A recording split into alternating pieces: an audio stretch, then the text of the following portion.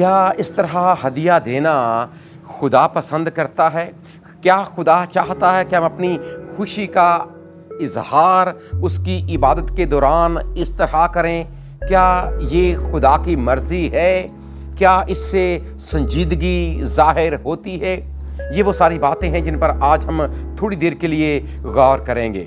اور خدا کے پاک کلام میں جب ہم پڑھتے ہیں دوسرا کرنتھیوں اور اس کا 9واں باب اور اس کی 7ویں آیت کا دوسرا حصہ، جس میں لکھا ہے کہ خدا خوشی سے دینے والے کو عزیز رکھتا ہے، پھر اس کے ساتھ ہمیں اس بات کا بھی علم ہے کہ اعمال کی کتاب میں لکھا ہے کہ دینا لینے سے مبارک ہے، پھر ہمیں اس بات کا بھی پتہ ہے کہ سمع زبور کی دوسری آیت میں لکھا ہے کہ خوشی سے خدا کی عبادت کرو، یعنی اس کا مطلب یہ ہے کہ خدا کی عبادت میں ہماری خوشی کا ایک انداز ہونا چاہیے تاکہ یہ پتہ چلے کہ ہم اپنی عبادت خوشی کے ساتھ کر رہے ہیں۔ اور پھر ہمیں اس بات کا بھی پتہ ہے بطور مسیحی ایماندار کہ جب ہم اپنی مسیحی عبادت کی بات کرتے ہیں تو ہم اپنی عبادت کے دوران خدا سے دعا بھی کرتے ہیں اور اس کی حمد و ثنا بھی کرتے ہیں، ساز بھی بجاتے ہیں، خدا کے پاک کلام کی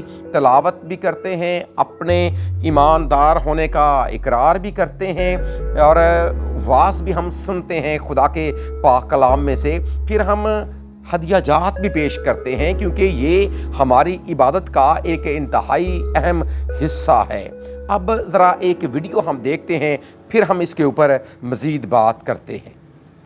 In an evangelical church, a common moment of the service ended up turning into a scene that no one there expected. It was time to bring the tithe up to the altar. One by one, the faithful walked up, placed the offering, and went back to their seats. Everything went on as normal until one of the brothers decided to do something different. When it was his turn, the man started walking down the aisle excitedly. But instead of going straight to the altar, he started dancing. First came a few quick steps, then spins, jumps, and moves that looked like choreography.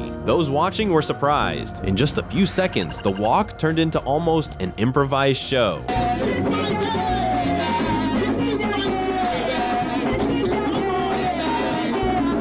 The steps looked a lot like Michael Jackson's famous moves. There was a spin, and even those little hops that looked like rehearsed choreography. The man seemed totally focused on his own performance. He finally reached the altar. He put the money in normally, like everyone does. He left the same way he arrived, dancing, jumping, and spinning along the way until he returned to his seat. In the end, no one knows whether it was spontaneous. اب ذرا غور کریں کہ اس بھائی نے بھی اپنا ہدیہ خداوند کی حضوری میں پیش کیا ہے، لیکن کیا اس کا یہ انداز واقعی خدا کے پاک کلام کے مطابق ہے؟ کیا خدا واقعی چاہتا ہے کہ جب ہم اپنی خوشی کا اظہار خداوند کی حضوری میں کرتے ہیں تو پھر ہم اسے اسی طور سے کریں؟ کیا خدا یہ چاہتا ہے کہ ہم ناچ کر اور پھر ہم اس طرح ڈانس کر کے اور اس طرح کے سٹیپ لگا کر ہم اپنے خداوند کے سامنے ہدیہ جات پیش کریں؟ کیا یہی خدا کی مرضی ہے؟ کیا یہی خدا کی عبادت ہے؟ یا اس سے کیا کوئی سنجیدگی ظاہر ہوتی ہے؟ آپ نے ضرور کامنٹ سیکشن میں اپنی رائے کا اظہار کرنا ہے، اور اس بات کو کبھی یاد رکھیں، ہمیں بھولنا نہیں چاہیے کہ جب ہم عبادت کی بات کرتے ہیں تو اس کے حوالے سے جہاں پر اور بہت سی آیات ہمارے سامنے خدا کے پاک کلام میں سے آتی ہیں جو ہمارے قدموں کے لیے چراغ اور ہماری راہ کے لیے روشنی بنتی ہیں، ان میں سے ایک انتہائی اہم آیت یہ بھی ہے وائز کی کتاب کے 5ویں باب کی پہلی آیت کہ جب تو خداوند کے گھر کو جاتا ہے تو سنجیدگی سے قدم رکھ، اور پھر یہ بھی کہ شنوا ہونے کے لیے جانا احمقوں کے ذبیح گزراننے سے بہتر ہے۔ جب ہم لفظ سنجیدگی کی ہی بات کرتے ہیں تو اس کا مطلب یہ ہے کہ ہمیں غور کرنا چاہیے کہ ہم جو انداز اپنی عبادت کے دوران اپناتے ہیں وہ کس طرح سے ہے، اور کیا وہ واقعی خدا کے پاک کلام کے مطابق ہے۔ اور اگر آپ لفظ عبادت ہی کی بات کریں گے جو بنیادی طور پر عبرانی کے لفظ عبودہ سے ہے، اور اسی سے عبودہ لفظ سے ہی لفظ عبادت بھی نکلا ہے، عابد بھی نکلا ہے، عبادت گزار بھی نکلا ہے، اور اسی سے لفظ بندہ بھی ہے، اور بندہ ہی سے لفظ غلام بھی ہے، اور یہی اسی سے لفظ بندگی بھی ہے۔ जब आप इन सारी बातों पर गौर करते हैं तो फिर हमें इस बात का भी पता चलता है कि असल में इबादत एक अमल का नाम है जो खुदा का बंदा उसकी हजूरी में गुजरानता है। और जब बंदा ही का एक मतलब गुलाम भी है तो फिर हमें इस बात को अपने जहन में रखना होगा कि जब एक खुदा का कोई बंदा या उसकी बंदी खुदा की हजूरी में जाता है तो संजीदगी से कदम रखने से मुराद ये है कि हमारे माइंड में ये बात रहे कि हम जिसकी हजूरी में जा रहे हैं वो कितना अजीम है, वो किस कदर बुलंदो बाला खुदा है, किस तरह उसकी कुदरत बेअंत है।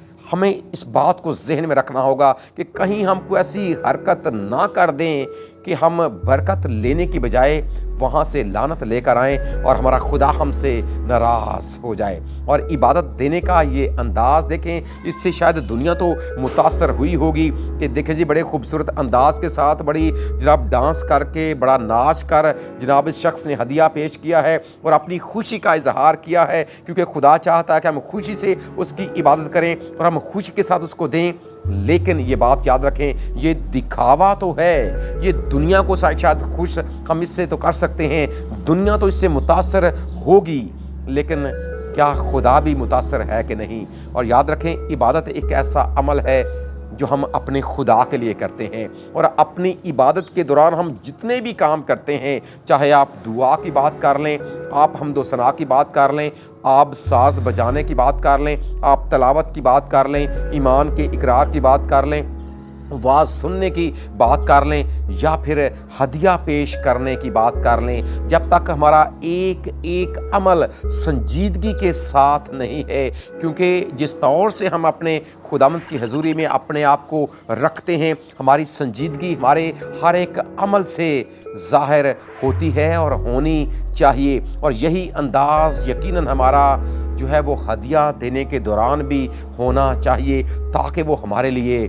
बायस से बरकत हो। और खुदावंद यीशु मसीह ने अपनी ज़ुबान मुबारक से भी हदिया जात पेश करने का जो एक तरीक़ा बताया है, आइए ज़रा उस आयत मुक़द्दसा को खुदा के पाक कलाम में से पढ़ लेते हैं।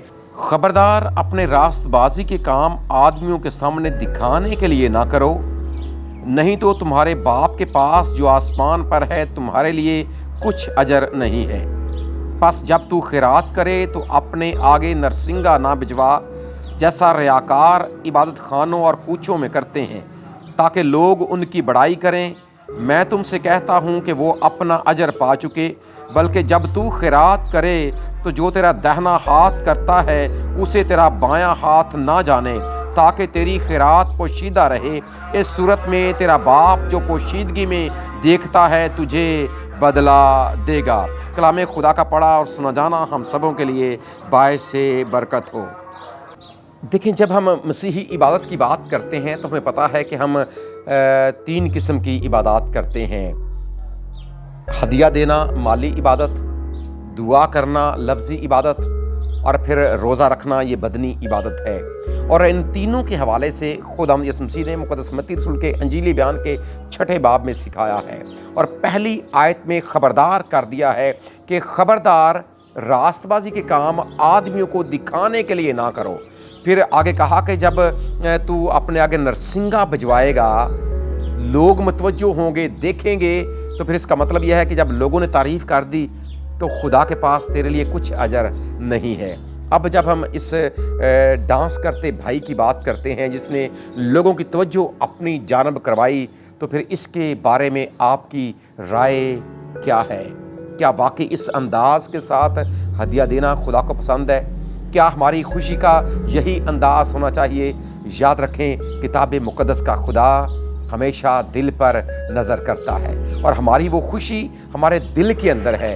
हमारे देने का जो अंदाज़ है वो संजीदा होना चाहिए, ताकि वो इबादत या इबादत का कोई भी हिस्सा जो हम अपने खुदावंद की हजूरी में गुजरानते हैं वो हमारे लिए बायस से बरकत बने। और इसीलिए कादर मुतलक खुदा ने अपनी ज़ुबान मुबारक से भी फरमा दिया कि तू खुदावंद अपने खुदा की इबादत करना, तब वो तेरी रोटी और पानी पर बरकत देगा। और खुदावंद खुदा फरमाता है, मैं तेरे बीच से बीमारियों को दूर कर दूंगा। यकीनन वो वादों का सच्चा खुदा है, लेकिन जो तब का लफ्ज़ है हमारे सामने इसी बात को रखता है कि इबादत तो करनी है, लेकिन ऐसी जो हमारे खुदा को पसंद आए, तभी जाकर वो हमें बरकत भी देगा। हमारा खुदा हमें ऐसा ही करने का फज़ल अता करे। आमीन।